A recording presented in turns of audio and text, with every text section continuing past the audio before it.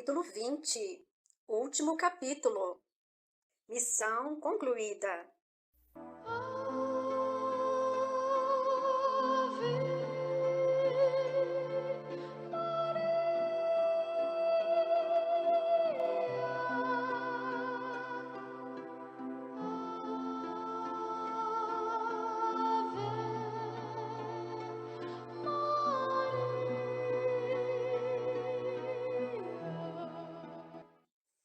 Narra-nos Miramês que depois da reunião no Monte Moabe, fora marcada outra no Monte Tabor, para que outros irmãos pudessem ouvir Jesus. E agora Miramês nos fala de João Batista, que também era essênio e que fora em um de seus templos, que se preparara para a sua missão, pregando às margens do rio Jordão, conclamando o povo ao arrependimento. E tal era a lealdade aos seus afazeres espirituais, que não escondia verdades a quem quer que fosse, atraindo a si a fúria de Herodes. Ainda não conhecia Jesus, quando este se fez batizar por ele, no Rio Formoso. No encontro dos dois, concretizou-se o enunciado por profetas do passado. Maria, bem como alguns dos que viriam a ser os apóstolos de Jesus, também participavam dos conclaves dos essênios, e foi neste último conclave que Maria sentiu que já era hora de deixar seu filho livre de suas preocupações de mãe zelosa. Ele era o Messias e viera atender a Deus. Assim pensando, resolveu voltar para Nazaré. Quando já em Nazaré, reuniu-se novamente ao grupo de visitas. Conta-nos Miramês que José, por esta época, já havia falecido.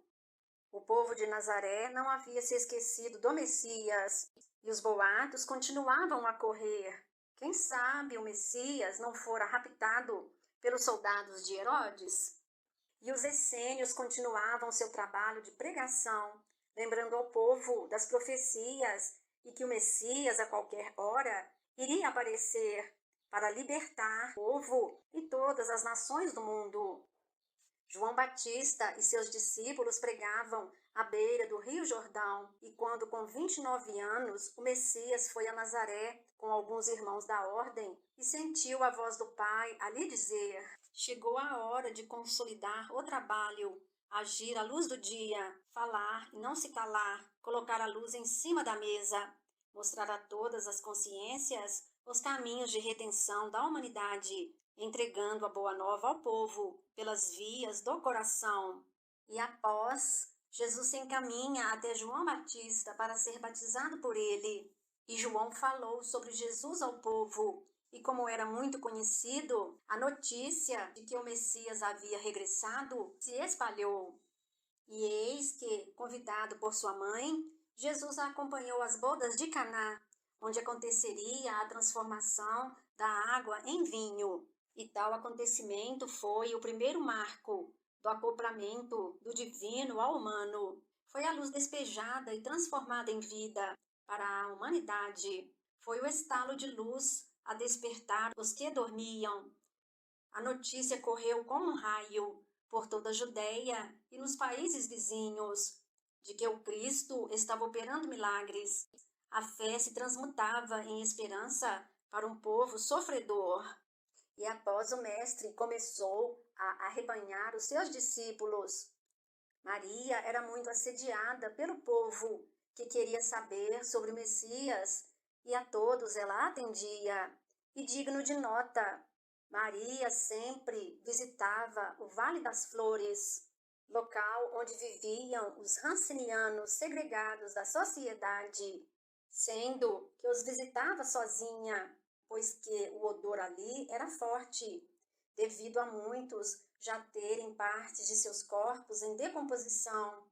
E Maria também lhes falava, os instruindo, pois que tinham fome de amor e carência de paz, os consolando. E entre outras coisas, ela dizia: meus filhos, a vida na terra é uma passagem rápida. As formas são breves, porém a luz que brilha na carne como essência divina, essa vive na imortalidade, recolhendo experiências e despertando valores para o próprio conforto. A consciência tranquila é um estímulo santo, permanente, que desconhece esmorecimento, porque vive na felicidade contínua, aquela de poder trabalhar no serviço de Deus, na conscientização do amor.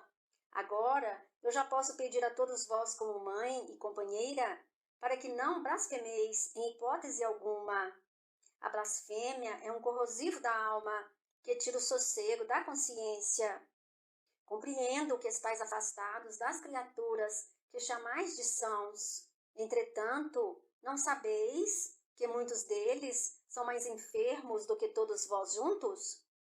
Quem não obedece às leis de Deus é enfermo de maior profundidade. Se quereis ser curados, restabelecei-vos primeiramente pelos caminhos da educação e da disciplina dos impulsos inferiores, que juntos podereis testemunhar diante dos outros no que já melhorastes. Por lá, nos esclarece Miramês, apareceu também Jesus consolando, instruindo e curando a muitos. A volta de Jesus de Nazaré ao seio do povo, bem como as suas ideias, agitaram políticos e sacerdotes.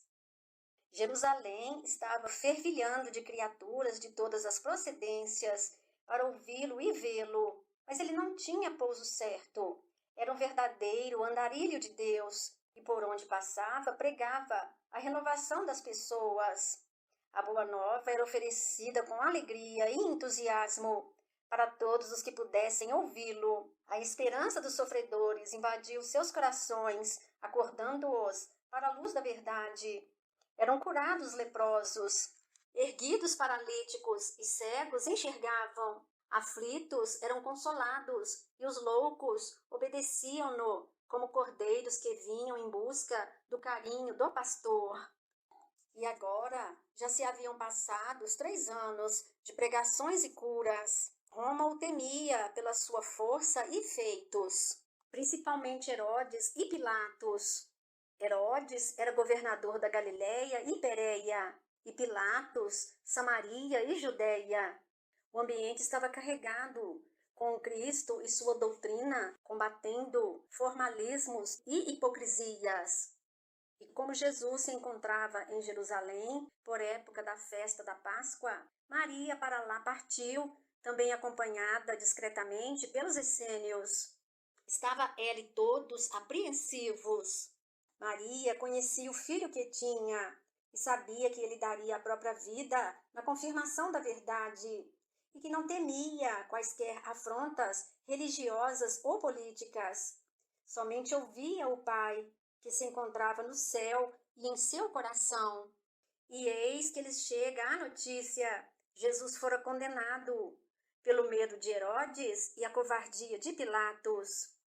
Jerusalém estava como que um formigueiro agitado, e o plano espiritual descia à terra para assistir ao maior drama de sua história, o testemunho de um avatar. E eis que Jerusalém, de céu límpido, começou a escurecer, e gotas de chuva se espargiam.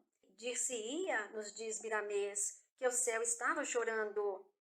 Enfileiravam-se pessoas pelas ruas onde Jesus passava carregando a sua cruz, e que de momento a momento olhava para alguns de seus discípulos, e estes choravam. Não tinham como defender seu mestre. Falanges de espíritos iluminados acompanhavam o cortejo.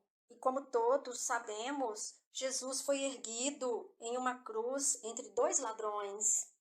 E é quando o vinho corria solto pelas mãos das autoridades. E é quando Maria desce do local do sacrifício de seu filho, apoiada por João. Maria e João descansariam por algumas semanas em Nazaré, inclusive visitando os leprosos na cidade das flores. E eis que o mesmo anjo que lhe aparecera na época da concepção de Jesus aparece novamente a Maria e lhe diz: Mulher, Deus te abençoe pelo que fizestes no mundo e para o mundo. Terás a tua recompensa quando chegares à corte celestial. não deves ficar aqui nesta terra, onde se sacrificam profetas. Ela vai pagar um preço muito grande por ter levantado a mão assassina contra o Senhor. Ai de vós, Jerusalém, ai de vós. E após, Maria e João decidem partir para Éfeso, sendo abrigados em um sítio cedido por amigos de fé. Passaram-se muitos anos e as ideias do Cristo se espalharam.